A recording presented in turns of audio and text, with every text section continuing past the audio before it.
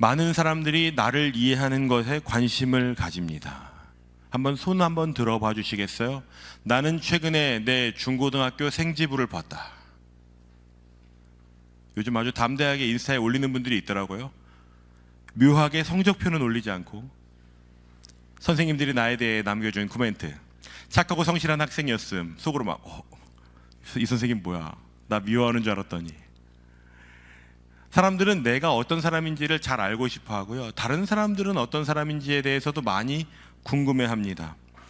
미디어에서 이렇게 많이 말하죠. 우리가 각자 결정한 대로 살아갈 수 있는 아주 자유로운 존재야. 정해진 답은 없어. 내가 원하는 것, 너가 원하는 그것이 정답이야. 이렇게 가르치는 미디어 혹은 많은 사람들의 도전들을 받으면서 감동합니다. 맞아, 나는 내가 원하는 대로, 그러니까 오늘은 나 뭐 먹을지 결정해야지. 굉장히 사소하죠. 고작 그 결정 권한을 가지고 고민하는 건 맥도날드 가서 라지 먹을까? 그것 말고도 우리가 뭘 결정할 때도 그래, 나는 그런 결정할 수 있는 사람이야, 이런 생각들을 하면서 살아갑니다. 그런데 그 안에서 혼돈이 좀 있어요. 어떤 게 맞는 거지? 그것은 왜냐하면 우리가 그리스도인으로 살아가고 있기 때문입니다. 내가 원하는 것이 진짜 맞나? 내가 원하는 것이 다 맞으면 참 좋을 텐데, 혹시 그렇지 않으면 저한테 종종 청년들이 하는 질문 중에 하나가 이런 것입니다. 목사님, 하나님의 뜻은 무엇일까요? 저는 종종, 물론 어떤 사람이 물어보느냐에 따라서 좀 대답이 다르지만, 너가 믿음으로 구하고 가는 길이 하나님 원하시는 길이야 라고 얘기해주는 편입니다. 여러분도 그런 게 좀 때로는 두려우시죠? A or B, 하나님이 원하는 건 A인데 내가 B를 고르면 어떡하지? 그런 고민들을 세상 사람들은 잘하지 않습니다.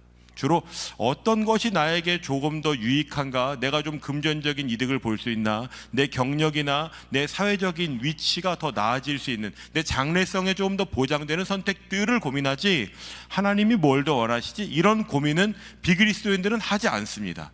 그러니까 우리는 그 안에서 좀 혼란이 오기도 하고, 이런 고민을 나만 하나? 이런 생각을 하게 되기도 합니다. 오늘은 그래서 오늘과 다음 주 2주 동안 주제 설교를 좀 하려고 하는데요, 첫 번째로는 나는 누구인가에 대해서 이야기를 좀 해보려고 합니다.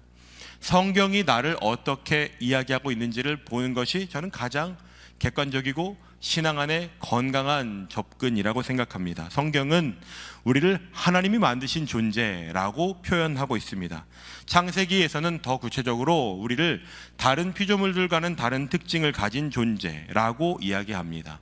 하나님은 혼돈 가운데 질서를 만드셨고, 공허함 가운데 그 공허함을 채우는 방식으로 세상을 만드셨는데, 그 만드시는 과정 가운데 유난히 신경을 쓰고 유난히 마음과 정성을 다한 존재가 있습니다. 그 존재가 바로 우리입니다.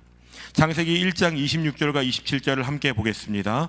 하나님이 이르시되 우리의 형상을 따라 우리의 모양대로 우리가 사람을 만들고 그들로 바다의 물고기와 하늘의 새와 가축과 온 땅과 땅에 기는 모든 것을 다스리게 하자 하시고, 하나님이 자기 형상 곧 하나님의 형상대로 사람을 창조하시되 남자와 여자를 창조하시고, 하나님께서는 분명히 우리의 형상을 따라 우리의 모양대로 사람을 만들자라고 말씀하셨습니다. 그러니까 여러분, 양옆에 한번 보시겠습니까? 하나님의 형상이 보이세요? 거울을 제가 봤어요. 잠깐. 하나님이 실수하셨나 이런 마음이 드는. 우리에게는 여러분이 인정하든 인정하지 않든 하나님의 형상과 하나님의 모양이 깃들어 있습니다. 그리고 우리들을 통해 하나님께서 단지 넌 날 닮았어 라는 것만으로 만족하시는 것이 아니라, 우리를 통해서 하나님의 나라와 하나님의 마음이 이 땅 가운데 실현되는 일, 그 일을 하나님이 정말 기대하신 것 같습니다. 그러니까 하나님께서는 우리를 통해서 하나님이 어떤 분이신지가 드러나고, 하나님의 통치의 방법과 하나님의 나라가 이 세상의 다른 나라들과는 다르다는 것을 보이고 싶으셨던 것 같습니다. 하나님의 통치가 일어날 세상, 그리고 그 안에서 하나님의 모양과 하나님의 형상과 하나님의 성품과 하나님의 가치관을 가진 존재들이 하나님의 법을 따라 살아갈 수 있도록 만드신 세상, 우리가 바로 그런 존재들의 주인공들입니다. 성부, 성자, 성령께서 얼마나 공을 들여서 합작하셔서 만드셨는지, 그 코에 생기를 불어넣으셔서 우리를 만드신 존재들. 그런데 여러분 잘 아시죠? 죄로 인해서 우리가 가질 수 있었던 하나님의 형상, 하나님께서 우리에게 주신 그 모양, 그 아름다운 본능, 아름다운 욕구, 아름다운 것을 추구하는, 내가 무언가를 건강하게 가지고 싶고 건강하게 추구하는 이해력과 사고와 반응과 감정 같은 것들이 죄로 인해서 깨어지게 되었습니다. 하나님과의 관계가 깨어지니까 그것은 곧 나와의 관계가 깨어지는 것으로 연결되었습니다. 더 나아가서는 타인과의 관계도 깨어지게 되었습니다. 그리고 자연 만물과의 관계도 깨어지게 되었죠. 이 모든 관계가 다 깨어져 버리니까 그로 인해서 우리는 더 이상 하나님 나라의 백성다운 하나님의 형상과 모양을 가진 존재로서 마땅히 살아갈 수 있었던 그러한 열매들을 맺기보다는 이제는 그것이 변질되거나 상하거나 오염되거나 깨어져 버린 다른 방식으로, 예전에는 아름다운 걸 추구하면 기뻐했다면 이제는 그것을 꺾어서 갖고 싶은 그런 마음을 가지게 된 것입니다. 우리가 기억하고 지켜야 했던, 우리가 정말 귀하게 여겨야 했던 하나님의 형상과 아름다운 성품을 죄와 맞바꾸게 된 것입니다. 그래서 우리는 그 이후에 우리가 옳다고 여기는 것, 내가 추구하는 본능, 동물적인 것들, 그렇게 되어버렸습니다. 그래서 무언가 더 가지길 원하고 뺏고 싶고, 저 사람이 더 가진 것 같으면 화가 나고 하는 마음들이 생겨나기 시작했습니다. 여러분, 창세기 11장까지 한번 읽어보십시오. 시간도 많이 남는데 한번 성경을 볼까 하시면 창세기 한번 보세요. 창세기는 좀 쫙 지나갈 수 있거든요.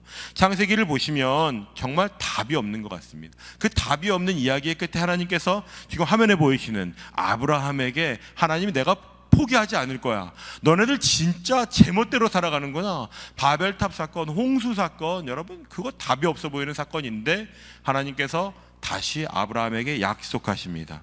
내가 너에게 보여줄 거야. 내가 너가 큰 민족이 되고 너는 복이 될 거야.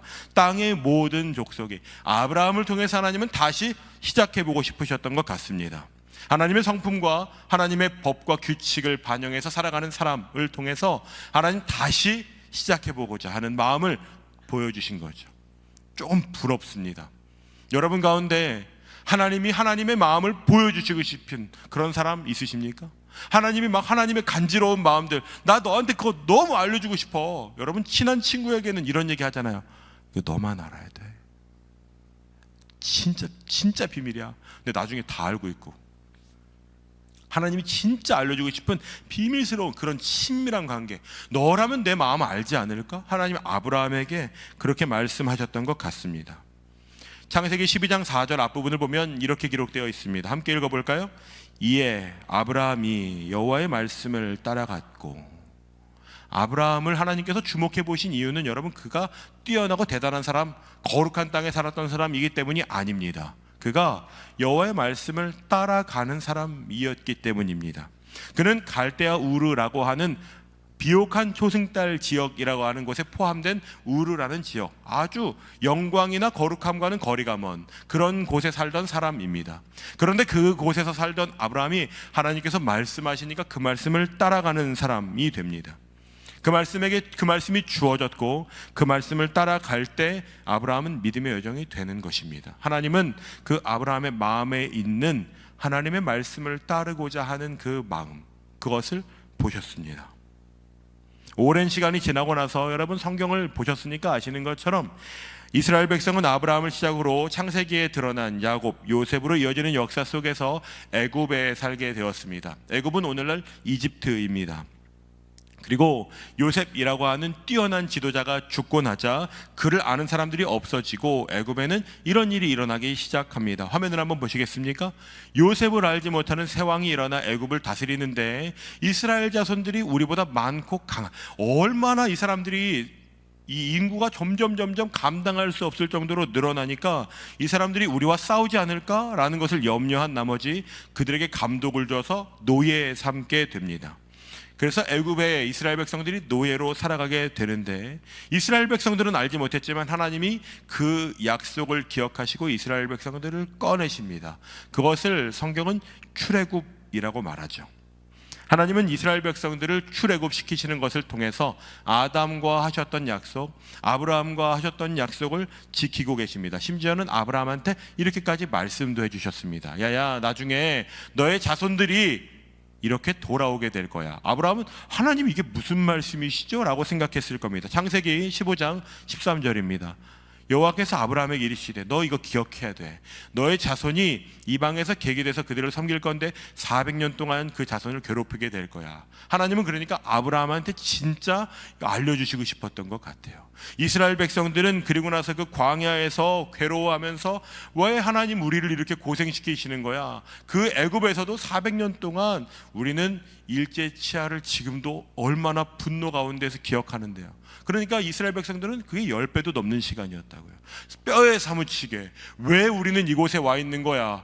진짜 이거 누구 때문이야? 얼마나 그 분노가 가득 찼겠어요.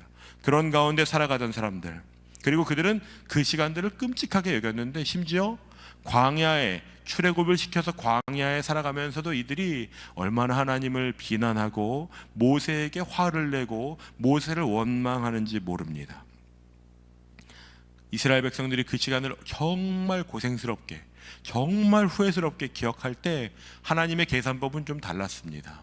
왜냐하면 하나님께는 분명한 계획이 있었기 때문입니다. 하나님이 때로는 그때를 그리워하시는 것 같습니다. 예레미야 2장 2절 말씀을 함께 한번 읽어보겠습니다. 가서 예루살렘의 귀에 외칠지니라. 여호와께서 이와 같이 말씀하시기를 내가 너를 위하여 내 청년 때의 인애와 내 신혼 때의 사랑을 기억하노니 곧 씨 뿌리지 못하는 땅 그 광야에서 나를 따랐음이니라. 성경을 보면 하나님께서 이거 나를 위해서 아니야. 내가 너를 위해서 이걸 기억할 거야. 이스라엘 백성들을 포기하시지 않고 싶은, 이스라엘 백성들에게 그때는 괴로웠던 때, 하나님을 이해하지 못했던 때, 하나님 진짜 고약하신 분이야 라고 기억하던 때인데, 하나님은 그때를 끄집어내서 나는 그때를 신혼 때처럼 여겨 라고 말씀하시는 것입니다. 하나님께서는 광야에서 이스라엘 백성들 안에 직접 거하셨습니다. 그러니까 주변의 다른 나라들은 하나님을 보면서 의아하게 생각했을 거예요. 야, 너네들의 신은 뭐 그렇게 유치해? 왜 그런 광야를 헤매는 거야? 능력도 없지. 근데 하나님께서는 그때를 정말 기뻐하셨던 것 같습니다. 이스라엘 백성들이 다른 어떤 우상들과 씨름하지 않고 오직 하나님 말씀을 따라서 이동하고 멈추고 진을 치고 했던 때를 하나님께서 아주 기뻐하셨던 것 같습니다. 그리고 나서 시내산에서 여러분 잘 아시는 것처럼 하나님과 이스라엘 백성이 언약을 맺습니다. 언약이라는 것은 여러분 단지 약속 정도가 아닙니다. 이런 약속 많이 하시죠? 좀 덜 바빠지면 나중에 밥 한번 먹을까? 거짓말. 덜 바빠지는 건 없어. 그래서 내가 일을 포기하고 만나는 거지 뭐. 제 아내에게 늘 하는 말이 있어요. 일 좀 정리되면 집에 갈게. 일이 정리되는 건 없어요. 내가 정리된 거야 그날. 오늘은 여기까지 하는 게 좋겠어. 이만 집에 가볼까? 그러니까 그런 거. 오늘은 빨리 퇴근할게. 뭐 이런 거. 그런 거 말고요. 하나님께서 이스라엘 백성과 지금 언약을 맺으셨다는 것은 굉장히 오피셜한 것입니다. 인격을 가진 두 존재가 공식적으로 맺는 것. 여러분 어떤 거 딱 생각나지 않으세요? 하나님께서 예레미야서에서 그것을 결혼이라는 것과 결부시키시는 이유가 거기에 있습니다. 하나님께서 말씀하시고 싶은 언약은 결혼과 같은 것입니다. 결혼은 약속 정도가 아니라 평생을 걸고 책임지겠다는 것입니다. 내가 당신만을 사랑하겠어 라고 이야기하는 것, 그것을 삶으로 늘 지켜가는 것, 더 그것을 지키기 위해 애써보는 것, 그리고 그 책임을 오로지 감수하는 것이죠. 그러니까 하나님은 지금 이스라엘 백성과 그런 관계를 맺고 싶으십니다. 여러분 결혼하는데 세 사람이 결혼하는 경우는 없습니다.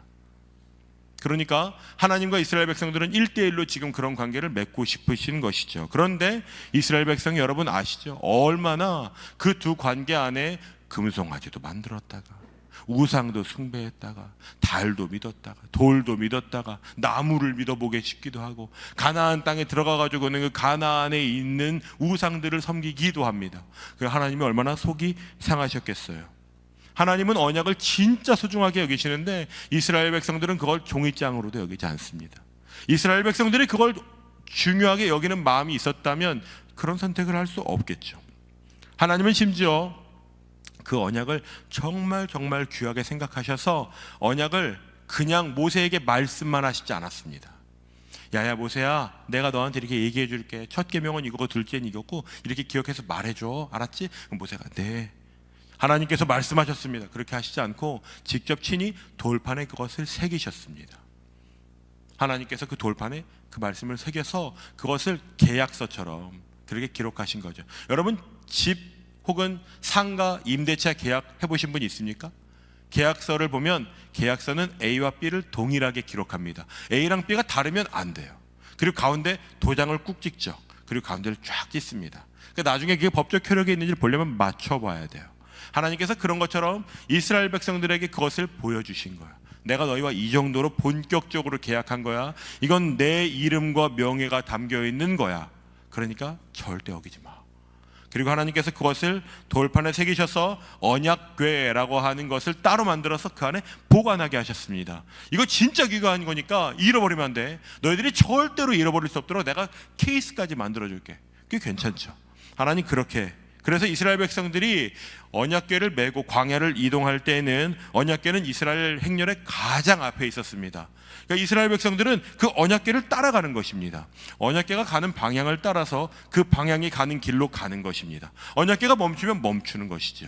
멈추면 이스라엘 백성들은 무엇을 하는지 아십니까? 언약궤를 중심으로 하나님께서 정해주신 대로 언약궤 사방으로 행렬을 멈추고 그곳에 진지를 편성합니다.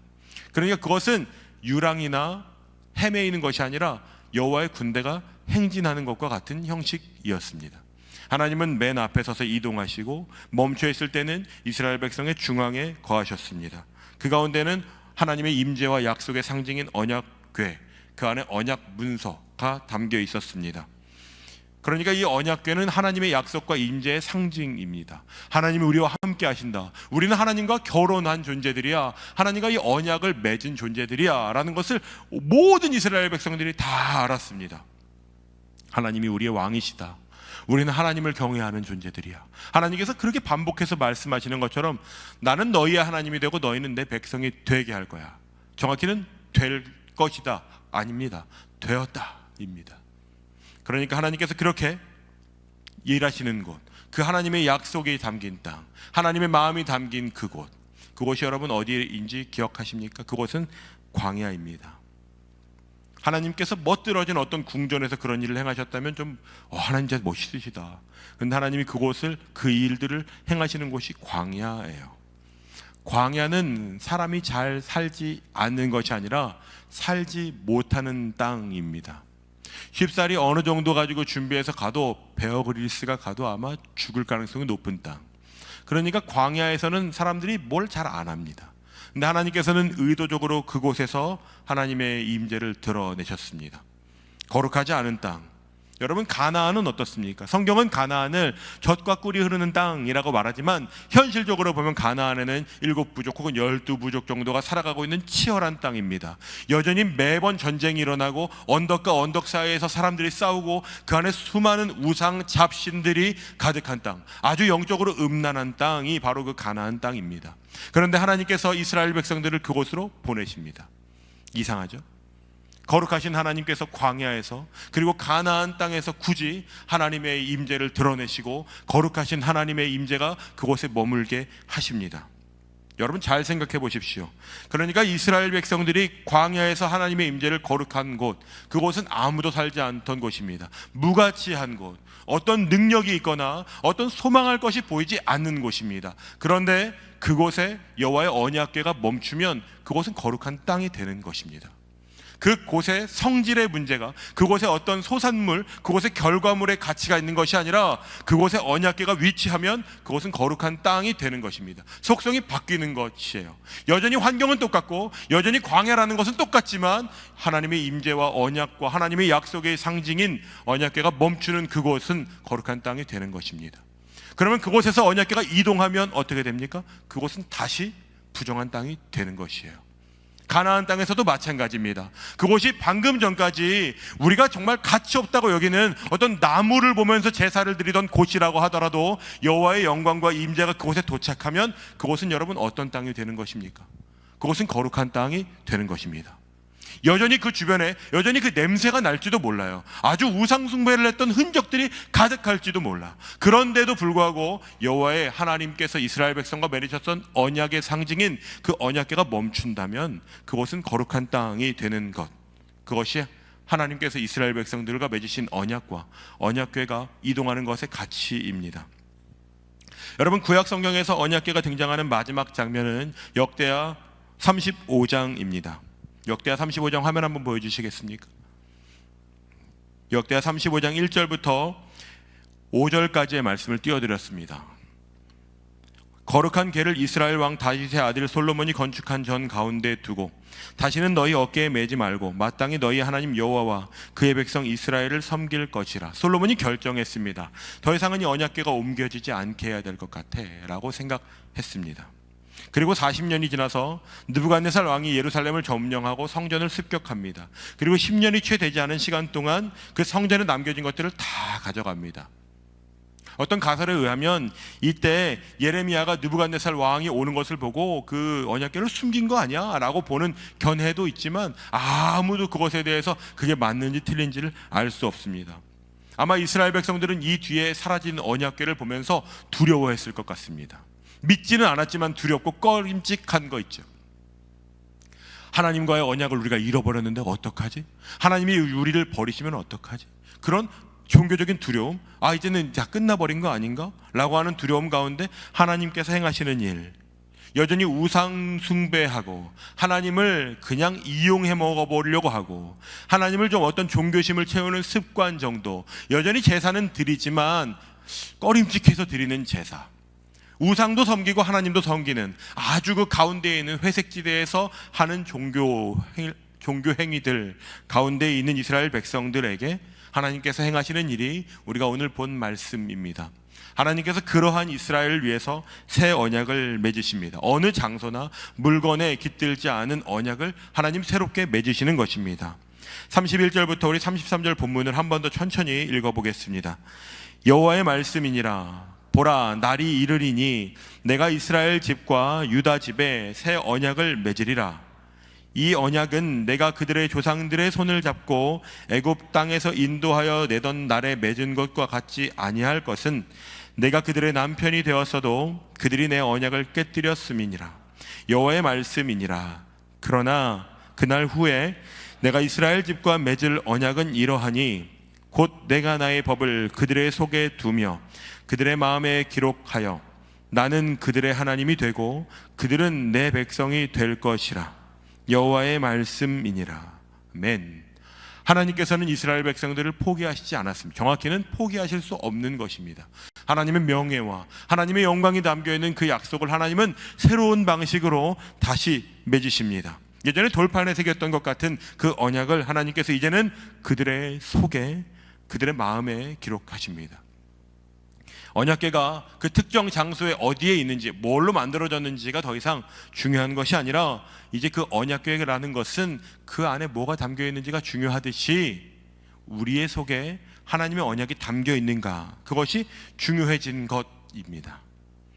이제는 우리가 어디에 있는지가, 내가 어떤 실력을 가졌는지가 아니라 내 안에 하나님의 약속의 말씀과 언약이 기록되어 있는가 아닌가, 그것이 결국 내가 누구인지를 규정하는 것이 되는 것입니다. 아브라함이 어디에 있었는지가 중요한 것이 아니라 그가 무슨 말씀을 따라갔는지, 그것이 중요했던 것과 같은 이치입니다. 그러니까 여러분, 언약궤, 하나님의 임재와 언약의 상징은 어떤 고정된 장소, 누군가가 저 산에 있어 라고 말한다고 해서 그곳에 번쩍하고 생겨나는 것이 아닙니다. 하나님의 임재가 있는 곳, 언약이 유지되는 곳은 그것이 어디이든 그들이 어떤 수준, 어떤 습관, 어떤 상태, 어떤 마음을 가졌든지 그들 안에 언약의 말씀이 기록되어 있다면 그곳은 하나님의 언약궤가 있는 거룩한 곳이 되는 것입니다. 여러분 자신을 누구라고 여기면서 살아가십니까? 세상에 나를 말하는 내 실력, 내 수준, 내가 예수를 믿어왔던 경력, 내가 오늘 하나님을 어떻게 믿는지, 나를 기준 삼은 내 컨디션, 날마다 변하는, 날씨보다 더 많이 변하는, 여러분 오늘도 내 마음이 얼마나 많이 흔들렸는지 여러분 잘 아시지 않습니까? 그런 흔들리는 마음의 가치가 있는 것이 아니라 지금 그 마음에 여호와의 약속의 말씀이 기록되어 있는가? 그렇다면 여러분은 거룩한 하나님의 백성이 되는 것입니다. 하나님은 여러분을 움직이는 언약궤로 삼으십니다. 여러분을 그렇게 여기십니다. 나에게 새 언약의 말씀을 친히 새기셔서 그 누구도 지울 수 없고 그 누구도 없애거나 그 누구도 그것에 관해서 속이지 못하도록 우리의 마음에 하나님께서 그 언약을, 내가 나의 법을 그들의 속에 두며 그들의 마음에 기록했다고. 그러니까 사랑하는 여러분, 여러분이 5분 전에 예배에 참여하기 전에 어떤 삶의 습관, 어떤 삶의 기억, 지금의 어떤 수준, 어떤 마음을 가졌다 해도 지금 여러분이 다시 그 언약을 마음속에 두기로 결정하면 하나님이 여러분을 거룩한 하나님의 백성으로 여기십니다. 내가 나에게 말하는 것을 다 믿지 마십시오. 세상에 그 어떤 사람보다 나를 미워하는 존재가 어쩌면 나인 것 같습니다. 이것밖에 안 되나? 내가 하나님을 믿은 세월이 얼만데 이거보다 더 잘할 수 없나? 사단이 얼마나 우리 마음에 참소하는지 모릅니다. 너가 그래놓고 무슨 그리스도이냐? 너 그렇게 생각하면서 너 어저께도 그런 일을 했잖아. 요즘 제가 제 속으로 되뇌이는 건 그래, 맞아, 나는 그런 존재야. 그래서 나는 오늘도 하나님의 언약의 갱신이 필요해. 그래서 나는 오늘도 내게 하나님의 임재가 필요해. 그래서 나는 오늘도 다시 이 말씀을 붙들 거야. 예레미야 31장 31절 말씀 여러분 좀 붙들러 보시지 않겠습니까? 내가 나의 법을 그들의 속에 두며 그들의 마음에 기록하여 나는 그들의 하나님이 되고 그들은 내 백성이 될 것이라.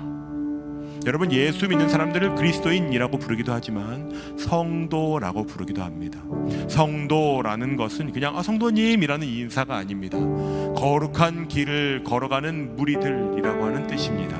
그러니까 저는 목사라는 직분보다 리더, 헬퍼, 팀장 그런 것보다 성도로 살아가고 싶습니다. 정말 거룩한 하나님의 언약의 말씀을 지닌 그러한 존재로 살아가보는 도전을 해보고 싶습니다.